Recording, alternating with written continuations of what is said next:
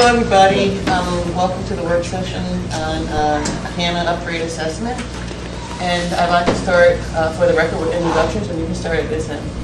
My name's Greg Shelton with Gartner Consulting. Kate Guyard, CFO. Glenda Gibson, Chair of the Functional Steering Committee. Patrick Flynn. Pete Peterson. Bill Evans. Ellie Bree Jackson. Jim Steve. Bill Starr. Julia Tucker, Assembly Council. And in the audience, please introduce yourselves. Matt Johnson, SAP. Ron Haddon, Purchasing Officer for the municipality. Tom Novacell, SAP. Nancy Ucera, HR. Troy Swanson, Acting CIO for the city. Gail Turner, IT Deputy Director. Richard Beggs, Peloton. Thank you. Okay, you have the floor. Madam Chair, you recall when we last met, we talked about one of the foundational decisions that we need to make as a group on the direction that we're going to go on the SAP upgrade. We had an opportunity to look at the database that we ride on for SAP, and SAP offered to upgrade us in the cloud on the most recent database, and that would be the HANA database. We are a Microsoft house, and we had purchased SAP on SQL Server database. So we internally did an analysis on the pluses and minuses, but we felt we needed an outside consulting company that was completely impartial to help us with the evaluation, because it's technical in nature, and I didn't feel confident giving you, I didn't feel I had enough information to give you my advice on it. I didn't know what to do. So we hired Gartner. Gartner came in and they've done a study. They presented it to the Functional Steering Committee. Functional Steering Committee and the Executive Committee voted to recommend to you that we move to HANA, but we wanted you to have the opportunity to hear the same presentation we did, so you could gain some confidence in this decision as well. So Greg is here from Gartner, and he will introduce himself and a little bit of background on Gartner. This is a contract that you approved about a month ago, and this will be the final presentation on that. So please, Greg, go ahead. Okay, just by way of background on Gartner, Gartner is a technology research firm. We're a large worldwide firm, frequently quoted in the press, things like that. We have research analysts that focus on ERP. We in fact have research analysts that focuses just on SAP. We have research analysts that focus on horizontal things like ERP in general, databases in general, business analytics in general. So the basis of what we do is derived from our research, and that provides facts. I represent the consulting organization, large organization. We work with many state and local governments, across the country, probably governments outside of the United States. I'm just not familiar with those. So anyway, that's background in us. I'm a consultant with the firm. I've been with Gartner well over 10 years.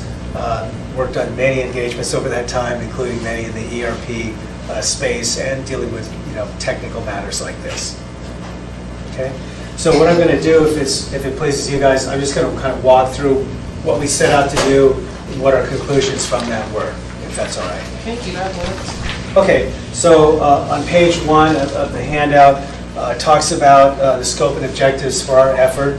So the objective of our effort was to provide the municipality with the opportunity to reduce costs and risks by looking at determining if it's appropriate to move forward with the HANA database or stay with Microsoft SQL Server, which is the other database alternative. So this involved reviewing the related proposals from SAP, clarifying the incremental benefits of potentially moving to HANA, which would have been moved to the different product, clarifying the cost impacts, including the savings related to future upgrades, and then looking at the risks to the projects derived from any source, impacting potentially the benefits, the cost, the operations of the municipality could be affected by it. So we looked at all those elements. The scope was really focused on just this database decision. There are many other decisions on a project like this, including decisions around how are you going to source the hosting, how are you going to source the application support, whether you have internal people do it, external people do it. The scope didn't include all those various elements. It was really focused just on this database decision. Should we stay with Microsoft SQL Server or move to HANA? There's a new product from SAP called SAP S/4HANA. The scope specifically excluded from that. I'll talk in a moment why that's appropriate. So in terms of approach and methodology, shown on page 2, we interviewed a number of subject matter experts from across the organization, looked at a bunch of documents, including project artifacts, looked at the SAP proposal, came back and held a findings workshop to work with the constituents here within the organization to help define, hey, what's the appropriate evaluation framework and the weighting that we should give to various criteria, whether it's benefits, cost, time, or risk, and then mapped out and clarified the alternatives. I have Yes. a question, Vicky, if you don't mind. When you say constituents, you're talking about the employees? Yes, I am. Thank you. Sorry. That's okay. Then we came back and we had a workshop last Tuesday, our assessment workshop, where we went through our Gartner's recommendations and invited feedback from those same constituents that I was mentioning. And then we took that output and developed this executive report from it, which is essentially that same content, just reorganized a little bit. So in terms of decision context, this really places us where we are in the evolution of this, or in the life cycle of this project. We know Anchorage has been working for a long time on this SAP project. We know the project was recently brought under new leadership and is being brought into conformance with SAP's, what they call their ASEP methodology, which is just their way of implementing the software. In terms of where it is along the line of that implementation, it's just finished the project preparation phase and is moving into what they call the blueprint phase, which is where they design the system. And then there's what they call the realization phase, which is where they configure the system. So the realization phase to start actually working and configuring the system is set to begin October 1st, and that's kind of a key deadline for the project, because they need to get the software itself squared away such that they can start the configuration on it. So it talks in that last bullet about, in order to undertake the realization phase, they need a working system, and it needs to be brought up to the latest level for the software and the database both. On page 4, just additional context. If the municipality were to configure the system on the current application and database software, that would just unnecessarily increase project risk, because as soon as you run into problems and you call the vendor and ask for support and resolution to those problems, they're going to say, are you on the latest version of the software? And they'll advise you to do that, because they build fixes to known problems into each release of the software. And so you're on right now what they call Enhancement Pack 5. Enhancement Pack 7 is the new one. So it's necessary to be on the latest enhancement pack as you go into the configuration phase, so that when you run into problems, the known fixes have already been applied and you don't slow down your project. So the decision around the software, very straightforward. Go from Enhancement Pack 5 to Enhancement Pack 7. The decision around the database is where the question came up. Should we stay with this Microsoft SQL Server database, or should we move to the HANA database that's where SAP is going with their project? So that's the decision that Anchorage has been struggling with. Excuse me, sir. Yes. We have a question. If you don't mind, can we ask questions during your presentation? Help yourself. Thank It makes you. it much Mr. better. Flynn? Thank you, Madam Chair.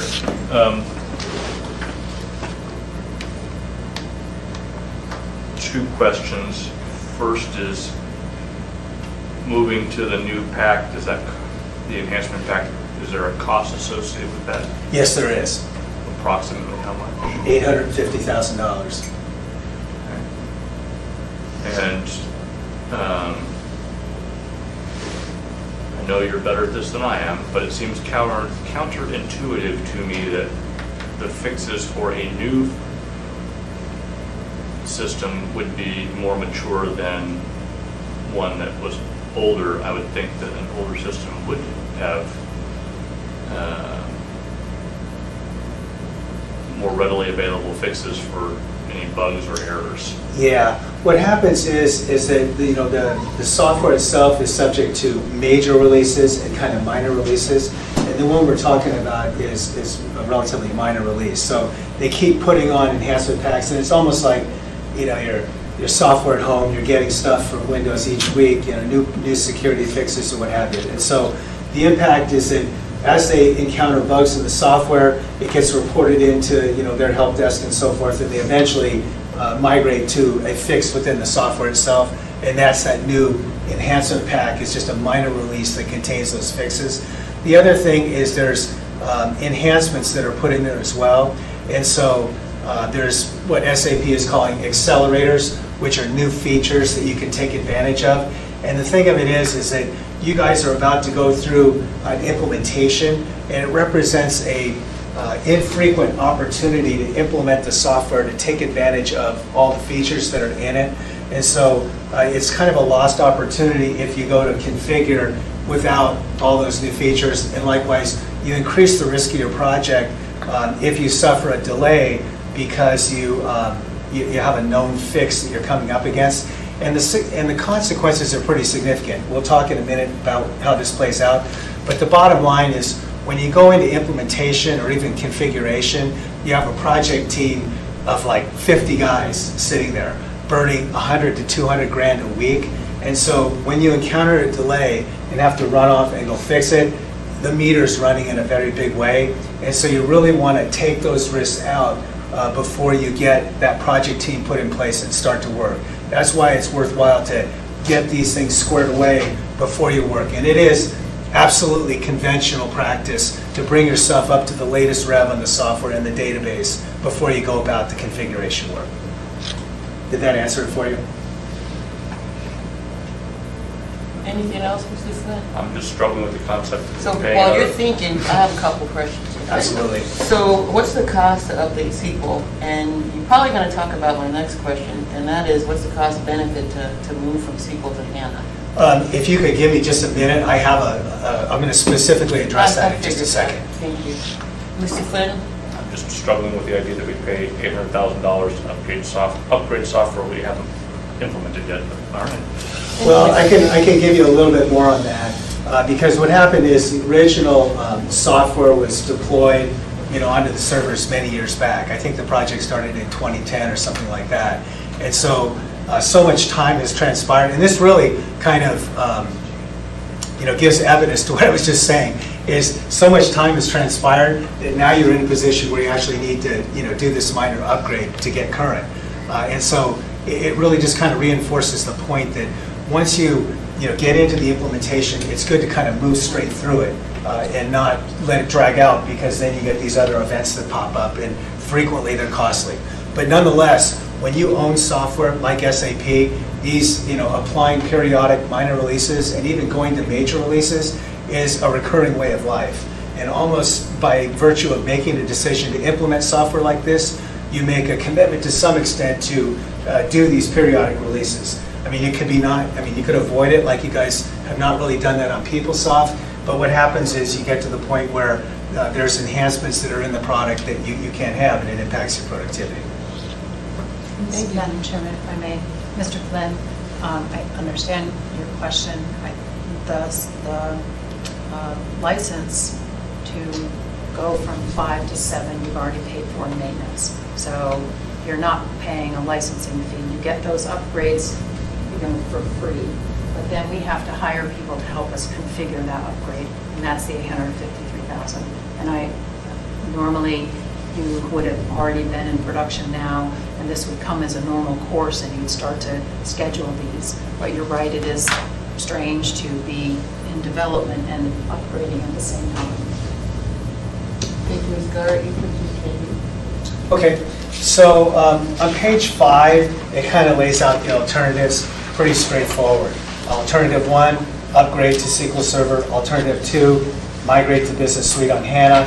And in each case, the first step is different, what database you use, and then the following steps, whether it's provision the hardware, upgrade the application and database, provision the application support, and provision the hosting for the production operation.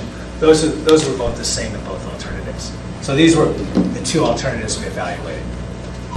And I will be there in 1 second on the costs and benefits. So for either option, the assumptions on page 6, provisioning of the hardware for the upgrade, we assumed it could be done on an in-source basis or an outsource basis. We weren't trying to mess with that, and those are both possible. Upgrading the application and the database software could be performed by internal staff or external staff. The application support can be done in-sourced or outsourced, and the production hosting can be in-sourced or outsourced. So either option did not foreclose any one of those things. Those were our assumptions, and those are all valid things. The realization phase, as I mentioned, was expected to start in October, so that's when you have a team that's expected to be in place at that time. And we talked about why it's not viable to perform the activities on the current version of the application. And then the hardware needed to be upgraded before it goes into production. And then this new product that SAP has called SAP S/4HANA, that is the absolute latest version. It's a new major release, if you will. But it wasn't a viable option. The reason is because it's not been widely deployed yet. There's only a few implementations of it, so it would be an unnecessary risk for Anchorage in that instance, and that's why it was not viable. So then, if I can comment right now, so your recommendation is that we not go with, No, it will be to go with HANA. it will be. Yeah. May I just make a clarification? Okay. Madam Chair, the application is, that we're on is SAP, and they call it, the application is Suite or ECC. That's all the modules that we acquired. SAP has come out with a brand new suite of modules, and they call it S4, and then to confuse us all, they added HANA on it. S4HANA is an application like what we have now, ECC, and it's all those modules, AR and everything. But what we're talking about is the underlying database. Why they called it S4HANA, I don't know. We just don't even talk about it because we're not going there for 10 years. So when people say S4HANA, we're not going there, that's bleeding edge. We're looking at the underlying database, which has also been named HANA, which I think is the daughter of the guy that invented the company or something. So I'm just trying to clarify. I wouldn't think about S4HANA. We won't be mentioning it to you ever again. And we're just talking about the databases here today. I'm sorry for the confusion. I really appreciate that, but if you hadn't had it here, then we would not have asked the question. Yes, ma'am. Because it was I very understand. confusing. Because I was fortunate enough to have a presentation on HANA several weeks ago. This is confusing, but you clarified it, so thank you very much. You can continue. And Sorry. I have a question. Mr. Starr? When you talk about outsourced servers, is that then a dependency on the fiber optic lines then that connect us to the lower 48? Is that how that's going to be presented? I don't know of any big data farms other than ASD's data server farm in Anchorage. Madam Chair, Mr. Starr, we are initially going to go to the cloud, or which is, basically a server that's connected by the fiber to the lower 48 for the first 3 to 6 months. And then we're going to find what we call a local cloud, someone that is SAP HANA certified locally. AT&T Global is already SAP HANA certified, and I imagine GCI is going to be trying to become SAP certified. So our focus is to be in Alaska, not to be down in the lower 48. Yeah. Have you had municipal applications that are dependent on outside servers in your experience? We do have a few servers that are outside. That connectivity is very robust these days, not like the old days, and we've not seen some of the things that we claim to be a problem, like latency or problems in reaching those sites.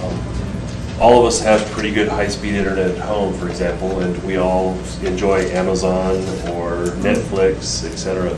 We actually have fairly robust connectivity. Well, I just make sure we analyze all issues with that. I have experience in the medical field, and outside database with large file transfers, it's been cumbersome at times. So just don't want us to go down a problem. We will be definitely identifying that and addressing that. Thank you. Mr. Starr, please continue. Okay, on page 7, it talks about the scale of your implementation, which the third bullet is the main thing, 700 named users, 3,500 total users. So we looked at the scale of the implementation to try to see, are there other, implementations at this scale, so that would that be a risk? On page 8, it talks about the evaluation framework. So we really looked at the benefits, the costs, the time, the risks, standard definitions around all those things. And then on page 9, finally, I'll get to the recommendation. Sorry to take so much preamble here. But our recommendation is that Anchorage pursue alternative number 2, migrate to Business Suite on HANA, which would be where the HANA database is, and SAP's technical name for this is Business Suite on HANA. So, well, alternative 1, and there's a graphic off at the top right that shows it. While alternative 1 was less expensive to the tune of $200,000 a year, alternative 2 provides more benefits and reduces project risk. And in Gartner's view, given the challenges you guys have had with the implementation so far, we think controlling project risk should be a key consideration. So that's one of the main reasons for it. Now, in terms of benefits, we went across and looked at what are all the benefits of moving to HANA versus staying with SQL Server. That is to say, alternative 2 versus alternative 1. And you see it in the box at the top right. Cost savings, we estimated at $390,000 one time in avoided future upgrade costs. There was ongoing savings of $20,000 per year estimated as a result of reduced overtime costs by having quicker response time for ad hoc queries, one of the things HANA is good at. And then reduced compliance risk due to greater ad hoc analytical capabilities and faster run times. So those were some of the benefits. In terms of, on the next page, I'll kind of talk more about it. So on page 10, while SQL Server is more widely implemented, is a more widely implemented database for SAP, and has a proven track record in this regard, Business Suite on HANA is the lower risk option. And the reason is that it's been demonstrated to function at the scale that you guys are intending to implement at. And as a matter of fact, in conjunction with this project, I talked to both our research analyst, who focuses on this space exclusively, that's his full-time job, is focusing on SAP, and he has talked to many clients that have implementations that are larger than yours. So he was fully confident that you could operate on that scale. I actually talked to an SAP reference that had implemented it. They're about twice your scale. Talked to them about any kind of glitches or what have you they've had, and that reference reported that they hadn't really had any problems like that. So we believe that it's solid and it's proven to operate at your scale. So we think that risk is controlled. Yes. I have a question. Okay, so what's the comparison in terms of how quickly you can get a report using SQL Server as opposed to the HANA server? Can you give us an example? Yeah. Thank you. There are. The real distinction is for a planned report versus an unplanned report. And what goes on is if you have a report that you know about and you're going to do it again and again, there are strategies technically for enabling it to go pretty fast. But HANA is an in-memory database, and it's way faster in an ad hoc analytical scenario. And the reason is because when you have to troll through a bunch of data, which is what you'd end up doing in an ad hoc analytical query, the physics of the mechanical disk drive, there's a head that has to move all around on it, right? Whereas the in-memory, it just flies through in memory. So it's working at the speed of electronics, not the speed of that disk head. So both the online system is faster. The query speed for ad hoc queries is much faster. And then there's the speed for batch jobs. Sometimes there's things that you guys need to do, like do a payroll run. And the order of magnitude improvements we're seeing is something like 11 hours to 4 minutes. I mean, just unbelievable improvements. Now, where it applies to you guys, we thought most prominently would be in a payroll run, and it reduces risk of errors and compliance risk because you can do mock payrolls more often, right, to do more QA. Right now, you guys get to do one, then you do the real payroll. Here, you could do several of them, mock payrolls before you did it. So there's reduced compliance risk. And that doesn't really have a cash benefit that you can go put in the bank, but reduced risk of errors and paying people more correctly, those are valid things. Well, time is money. Thank you. Yeah, you bet. So it's been proven to operate at this scale. You got an SAP project manager leading to the deployment, and this is really an important initiative for SAP HANA, that is. And so Gartner doesn't believe that they're going to let it fail for technical reasons. They're going to use whatever leverage they have to make this go. And as I said, we talked to another client that had implemented it before, and they were able to get it successful, and it operates successfully. The other thing is that the planning for this initiative, too, moving to HANA, is farther along.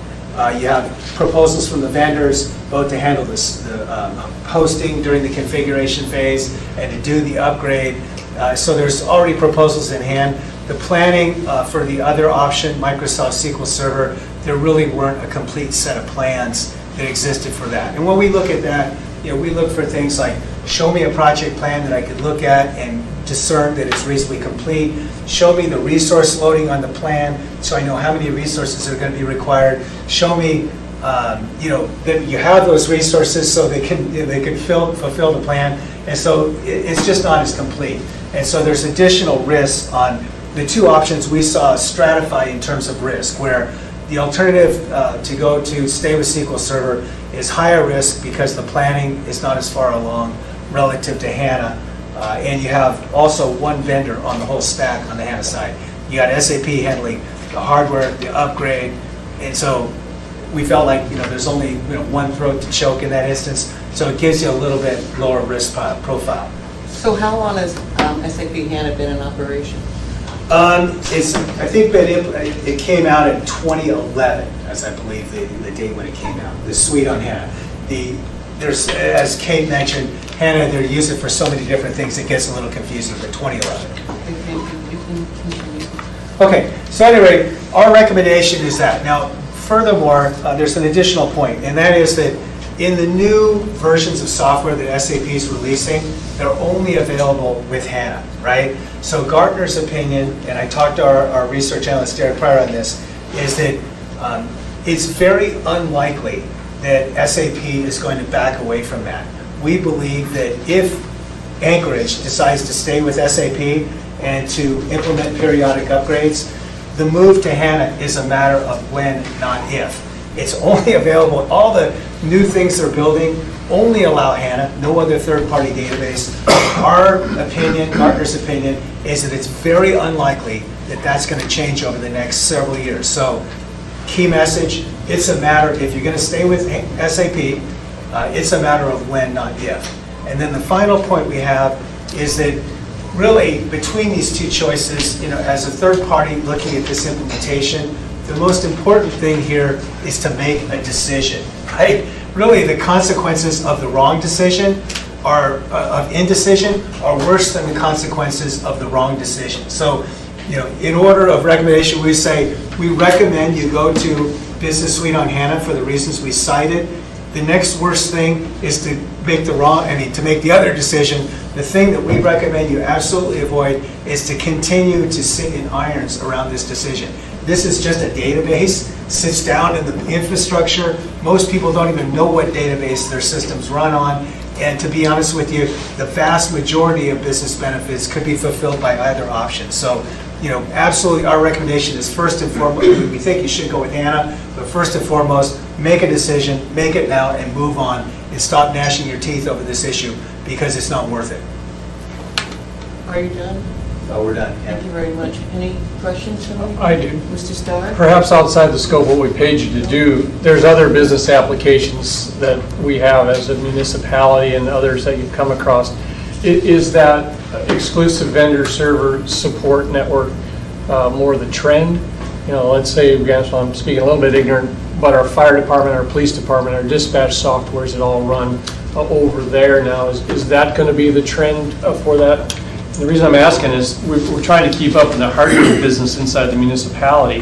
Will this have a benefit that you haven't told us about in terms of the less dependent on the hardware? Is that the world trend? I don't think the exact way you phrased it is true, but the one thing we will say, and we brought some research to our workshop the other day around this notion of having an in-memory database, that's a trend that we believe in, right?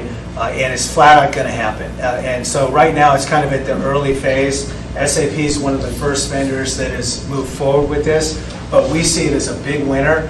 And it's these order of magnitude kind of differences in run times, particularly around any kind of batch job. And we kind of tortured this point in our workshop a little bit the other day. In government, you may not necessarily have so many scenarios to which this applies, but in other kinds of industries, you do. And for that reason, we see this is the way the future is going to happen. These in-memory data, this is one of the first times you've seen it, but 10 years from now, it'll be as common as an app on your phone. One more, was there at your workshop or just in general, I touched on earlier, is there sort of an Alaska phenomenon to be wary about in terms of the the distance, the smart people that live here, the other things that we would want to consider in this decision. I see. And let me also just clarify, this notion of using software in the clouds, that's also a trend that's here to stay. That's a big thing. It's more than, it's not even just a promise now. It's what we think of as being a mature thing. Salesforce.com is always the first. So this is here to stay too. And this notion of being able to run and be concerned about, using or relying on infrastructure that would be in the lower 48. Frankly, it wasn't within the scope of our assessment to study it, but I look at that very suspiciously as a risk, because what I see in the places we've studied this more specifically is that people overcome these risks by having redundancy, right? And typically, anyone only has like two, they have, the primary and the secondary. And whether your data center is, 2 miles away or 3,000 miles away, you typically have like 2 connections to it. And so, it's really not a big difference. And I see that as kind of a false risk, to be honest with you. You're probably not maybe you are the right guy. The HANA, is that a worldwide application intention? Yeah. Or is it mostly now driven only in the United States?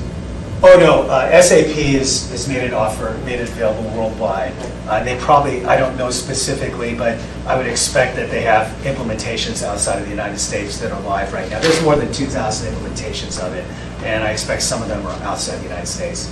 Yeah, because we don't have the luxury to link our fiber optics to Europe or in some of the interconnectivity that the other parts have. It's almost like, Troy was saying, heck, I watched, Netflix in my hotel room last night, and, I'm sure the servers weren't here in Alaska. It just doesn't, that part of the problem has really been worked out for the most part, and it's just a matter of engineering it correctly. You have 2 separate connections with different service providers, and then you have about as much as anyone has, whether their data center is 50 miles away or 3,000 miles away. So it won't be this first time we address this as a policy statement. That's whether it be SAP or some others that are. Thank you. No worries. We have what we call our hype cycle that kind of tracks the maturity of different technologies, and the kind of technical name for this is software as a service, and it's flat out at the point of I think they call it mainstream technology now. It's not that risky anymore.